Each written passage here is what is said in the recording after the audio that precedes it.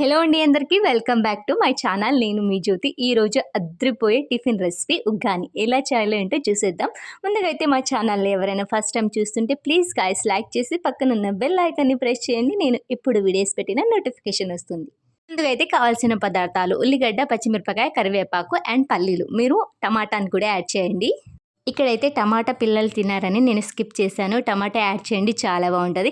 ఇక్కడైతే మురుమురాలు ఒక 2-3 సార్లు మంచిగా వాష్ చేసి వాటర్ అంతా పిండేసి పక్కన పెట్టేశాను.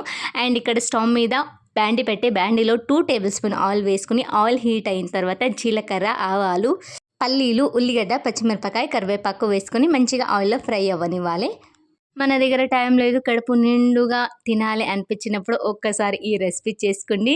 కడుపు నిండుగా టేస్ట్ అదిరిపోయేలా ఉంటుంది. అండ్ ఇక్కడైతే మంచిగా ఫ్రై అయిన తర్వాత నేను ఇక్కడైతే పుట్నాల పప్పుని యాడ్ చేస్తున్న. టేస్ట్ అయితే చాలా చాలా బాగుంటుంది. దీనికి బదులుగా మీరు పల్లీల పొడిని కూడా యాడ్ చేసుకోండి.